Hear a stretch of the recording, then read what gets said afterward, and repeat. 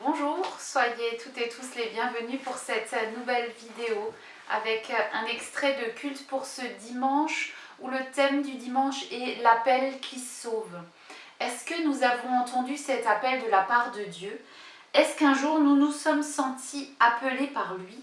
Et qu'est-ce que ça a changé dans nos vies?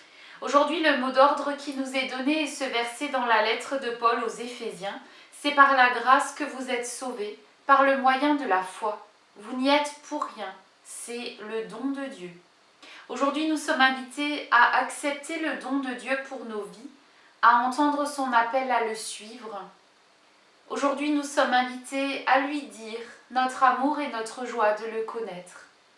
Je commencerai aujourd'hui par lire le texte de l'évangile du dimanche qui se trouve dans l'évangile selon Luc au chapitre 5. Un jour, alors que Jésus se tenait sur les bords du lac de Génézareth et que la foule se pressait autour de lui pour écouter la parole de Dieu, il aperçut 2 barques au bord du lac. Les pêcheurs en étaient descendus et nettoyaient les filets. L'une de ces barques appartenait à Simon. Jésus y monta et lui demanda de s'éloigner un peu du rivage. Puis il s'assit dans la barque et se mit à enseigner la foule. Quand il eut fini de parler, il dit à Simon : « Avance vers le large, en eau profonde, puis toi et tes compagnons, vous jetterez vos filets pour pêcher. » « Maître, lui répondit Simon, nous avons travaillé toute la nuit, nous n'avons rien pris. Mais puisque tu me le demandes, je jetterai mes filets. » Ils les jetèrent et prirent tant de poissons que leurs filets menaçaient de rompre. Alors ils firent signe à leurs associés dans l'autre barque de venir les aider. Ceux-ci arrivèrent et l'on remplit les 2 barques au point qu'elles s'enfonçaient. En voyant cela, Simon-Pierre se jeta aux pieds de Jésus et lui dit : « Seigneur, éloigne-toi de moi, car je suis un homme pécheur. » En effet, il était saisi d'effroi, ainsi que tous ses compagnons devant la pêche extraordinaire qu'il venait de faire. Il en était de même de Jacques et de Jean, fils de Zébédée, les associés de Simon. Alors Jésus dit à Simon : « N'aie pas peur, à partir de maintenant, tu seras pêcheur d'hommes. » Dès qu'ils eurent ramené leur bateau au rivage, ils laissèrent tout et suivirent Jésus. Vérité est ta parole, Seigneur. Amen. Je vous invite à un temps de prière. Seigneur, dans notre travail, nos préoccupations, dans nos vies, nous nous laissons souvent gagner par la force de l'habitude. Nous sommes agités, bousculés, préoccupés. Nous devenons aveugles à ta simple présence. Ouvre nos yeux pour que nous puissions te voir. Ouvre nos oreilles pour que nous puissions entendre ta parole et ton silence. Ouvre nos lèvres pour que nous puissions parler de toi. Ouvre nos mains pour que nous puissions accueillir ton pardon et ton amour. Tu étais dans la barque de Simon-Pierre. Viens maintenant prendre la barque de nos vies. Amen. Chers amis, nous le savons tous, pour en avoir fait l'expérience, il y a dans la vie des jours avec et des jours sans. Vous savez, ces jours où rien ne réussit, où tout va de travers. Au moment de prendre le volant pour partir au travail, voilà que la batterie a décidé de lâcher. Ou alors c'est un enfant qui tombe malade. À l'heure où l'on reçoit des invités, la mayonnaise ne veut pas prendre et le cake au chocolat, qui est pourtant une recette inratable, refuse obstinément de monter. Jour sans aussi pour ces quelques pêcheurs du lac de Génézareth. On ne sait pas pour quelle raison, ce jour-là, le poisson a simplement décidé de ne pas mordre. Il faut rentrer chez soi les filets vides et la tête basse. Pour le pêcheur du dimanche qui s'amuse à taquiner le poisson, une telle pêche n'a rien de très grave. C'est peut-être frustrant de passer des heures à pêcher sans rien attraper, mais ce n'est finalement pas une catastrophe non plus. Par contre, pour ces hommes de l'Évangile, la pêche, c'était leur métier, ce métier qui les fait vivre, qui fait vivre leur famille, qui nourrit leurs enfants. Alors là, rentrer d'une journée sans poisson, c'est déjà plus compliqué. Pas de poisson dans les filets, rien à manger dans les assiettes. C'est ce qui est arrivé à Simon-Pierre et à ses associés, qui vivaient de la pêche dans ce petit lac. Pourtant, c'est un lac réputé pour être très riche en poissons. Mais ce matin-là, ils sont rentrés bredouilles. Rien à faire, ils avaient travaillé toute la nuit pour rien. Bien sûr, il y en avait eu d'autres, mais si notre évangile en parle ici, c'est parce que cette nuit frustrante va déboucher sur une toute autre histoire, sur quelque chose d'extraordinaire. Jésus arrive, il demande aux pêcheurs d'avancer vers le milieu du lac, là où l'eau est profonde, et leur demande de lancer une nouvelle fois leur filet dans l'eau. Ce n'était sûrement pas facile pour eux. Imaginez un instant quel a été le pire échec de votre vie. Le moment de votre vie où vous avez le plus eu l'impression de ne pas y arriver, d'être le dernier des derniers. Imaginez qu'à ce moment-là, un homme que vous ne connaissez ni d'Adam ni d'Ève débarque du milieu de nulle part pour vous dire « c'est pas grave, là où tu vas échouer, c'est justement là où tu vas recommencer ». Qu'auriez-vous pensé ? Les disciples se sont peut-être demandé ce qu'il leur voulait, ce Jésus. Après tout, c'étaient eux les pêcheurs, eux les experts, eux qui savaient où se trouvait le poisson, eux qui avaient pêché dans ce même lac toute la nuit. Finalement, à travers cette expérience tellement décevante, Jésus a voulu montrer à ces hommes que, malgré leurs échecs, leurs difficultés, il voulait les appeler à autre chose. Il voulait leur montrer que malgré leur faiblesse, Dieu, lui, voulait les utiliser. Pas seulement pour pêcher des poissons, mais surtout pour toucher des hommes et des femmes et leur parler de Dieu. Alors on peut se demander finalement pourquoi Dieu avait choisi ces deux hommes-là, qui finalement pêchaient tranquillement sur leur lac sans rien demander à personne, alors qu'une foule entière suivait déjà Jésus à la trace, fidèlement. Est-ce que c'était les circonstances, le fait que ces hommes se trouvaient justement là, à ce moment-là? Ou alors peut-être que Dieu avait un projet fou pour ces quelques pêcheurs du lac de Galilée. C'est bien connu, Dieu ne fait pas les choses comme on les imagine. Les pêcheurs passent toute la nuit à pêcher pour rien et Jésus leur demande encore de recommencer. Alors Simon prend la parole, Simon ou Pierre, c'est le même. Vous le connaissez bien, Simon, c'est lui justement qui changera de nom tout à l'heure pour s'appeler Pierre. Pierre, le plus fidèle des fidèles, et en même temps celui qui a renié Jésus 3 fois. Pierre, le fougueux, qui ne réfléchit pas toujours à ce qu'il dit. Pierre, le passionné. C'est peut-être lui qui avait dirigé la pêche cette nuit-là. Et il va choisir d'écouter Jésus, plutôt que ses propres doutes, ses propres questions. Alors je me suis demandé en relisant ce texte ce qui serait arrivé si Simon-Pierre avait écouté ses propres certitudes. Il savait qu'il n'y avait pas de poissons là où Jésus les envoyait. Il le savait puisqu'il avait passé toute la nuit à y pêcher. Que serait-il arrivé si Simon avait mis sa confiance en sa propre expérience plutôt qu'en Jésus? Peut-être alors qu'il ne se serait rien passé. Est-ce que ça vous est déjà arrivé? Est-ce que ça vous est déjà arrivé de placer votre confiance en vous-même, en votre propre sagesse plutôt qu'en Dieu? Ça nous arrive tous, tellement souvent. Souvent, nous écoutons nos doutes, nos questions, mais aussi nos expériences, nos impressions plutôt que la voix de Dieu. Parce que c'est difficile de se dire qu'on peut entendre Dieu parler, lui faire confiance, aller sur des chemins où peut-être nous n'irions justement pas par nous-mêmes.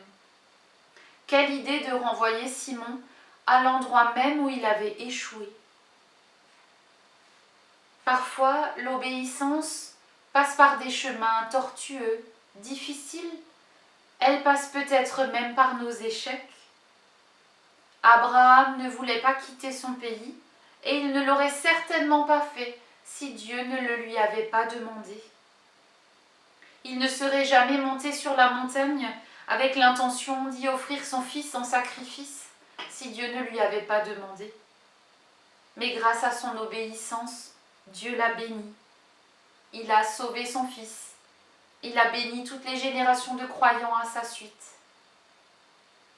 Moïse n'aurait certainement pas choisi de passer 40 ans dans le désert. Il ne voulait même pas aller parler au Pharaon, tant il avait peur. Mais parce qu'il a obéi, Dieu a délivré le peuple d'Israël de 400 ans d'esclavage. Et Jonas, je l'aime bien ce Jonas avec son mauvais caractère. Il ne voulait pas aller à Ninive où Dieu voulait l'envoyer. Il aurait préféré écouter ses envies, son caractère, qui lui disait d'aller justement à l'opposé de ce que Dieu demandait. Il a atterri finalement à Ninive par des chemins détournés. Et finalement, il a accepté d'obéir, de dire à ce peuple que Dieu voulait le sauver. Et parce qu'il a obéi, Dieu a sauvé le peuple de Ninive. Simon-Pierre ne voulait pas retourner pécher, et encore moins au même endroit où il avait déjà péché toute la nuit. Mais grâce à son obéissance, sa pêche a été bénie à un tel point qu'il a dû appeler ses amis pour l'aider à sortir le poisson du lac. Tant d'hommes et de femmes qui un jour ont obéi. Ça leur a parfois coûté beaucoup. Beaucoup d'humilité, beaucoup de sacrifices. Mais Dieu a béni leur obéissance, même dans les petites choses. Alors je sais bien que l'obéissance, ça n'est pas un concept très à la mode. Pourtant, quand ces témoins de la Bible ont été obéissants à la voix de Dieu, parce qu'ils ont accepté de placer leur confiance en Dieu plutôt qu'en leur propre sagesse, de grandes choses sont arrivées. Une nation bénie, un peuple libéré, une ville entière qui se tourne vers Dieu, des filets pleins. Dieu fait de grandes choses grâce à l'obéissance des petites gens comme vous et moi.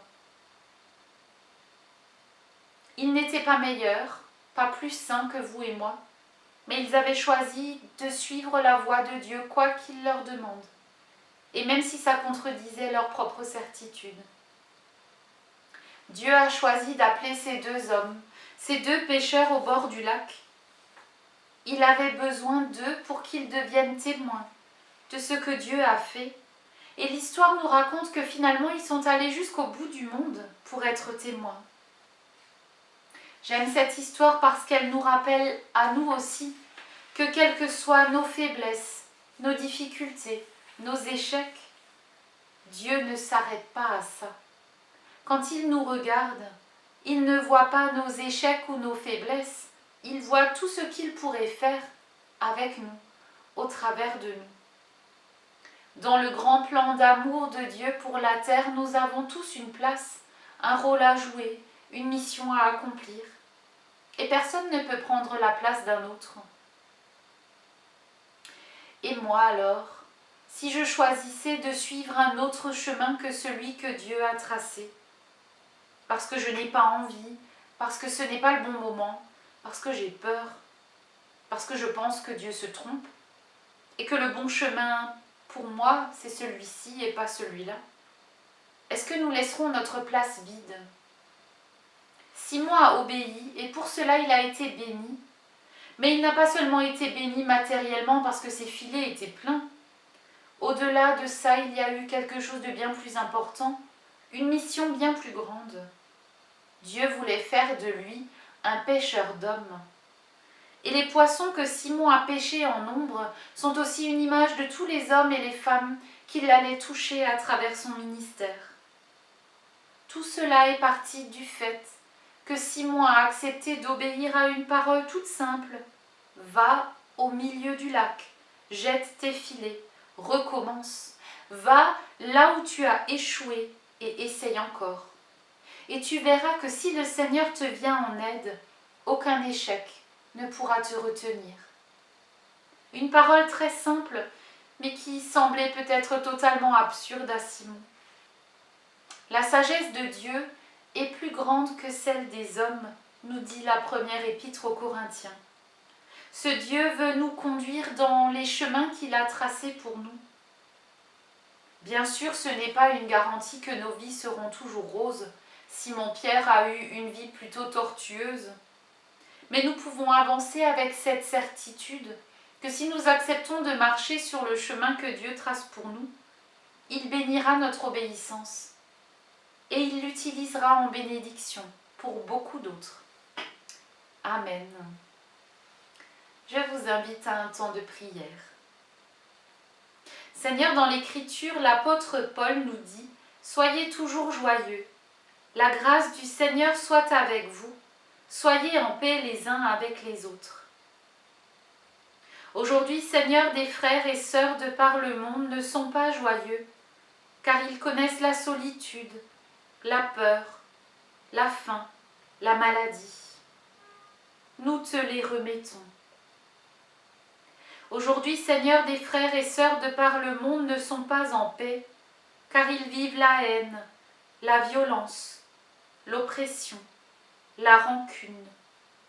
Nous te les remettons. Aujourd'hui, Seigneur, des frères et sœurs de par le monde ne vivent pas la grâce, car ils sont prisonniers de leurs idoles, de l'orgueil, de l'égoïsme. Nous te les remettons. Nous te prions pour que notre monde vive ces paroles que tu nous as laissées. Nous te remettons celles et ceux que tu confies à notre amitié et à notre prière, et particulièrement celles et ceux qui ne trouvent pas la joie, qui ne sont pas en paix, qui ne vivent pas la grâce, parce que parfois l'épreuve est trop lourde. Seigneur, nous voici devant toi les mains ouvertes, pour que tu nous donnes ta joie, ta grâce et ta paix. Et si d'une manière ou d'une autre nous pouvons être pécheurs d'hommes, montre-nous le chemin, ouvre nos yeux et nos oreilles, éveille notre imagination. Et ensemble nous te prions, notre Père qui es aux cieux, que ton nom soit sanctifié, que ton règne vienne, que ta volonté soit faite sur la terre comme au ciel. Donne-nous aujourd'hui notre pain de ce jour. Pardonne-nous nos offenses, comme nous pardonnons aussi à ceux qui nous ont offensés. Et ne nous laisse pas entrer en tentation, mais délivre-nous du mal, car c'est à toi qu'appartiennent le règne, la puissance et la gloire, au siècle des siècles. Amen. Élargis l'espace de ta tente. Tant d'étoiles supplémentaires, ne les ménage pas. Allonge tes cordages, consolide tes piquets. L'appel du prophète est pour nous aujourd'hui. Ne te rétrécis pas, mais élargis l'espace de ta vie. Ne t'enferme pas, mais ouvre l'étoile de ta tente. Ne t'habitue pas, lance tes cordages vers l'infini. Sois curieux, ne crains pas. Ose l'évangile, risque la parole, et Dieu sera avec toi, et Dieu sera ta joie. Que la grâce du Seigneur nous accompagne, qu'elle nous rende semeurs d'espérance. Que la paix du Seigneur nous accompagne et qu'elle apaise nos craintes. Que la joie du Seigneur nous accompagne et qu'elle illumine nos vies. Amen. Je vous souhaite une belle journée, nous nous retrouvons bientôt. Que le Seigneur nous bénisse. Amen.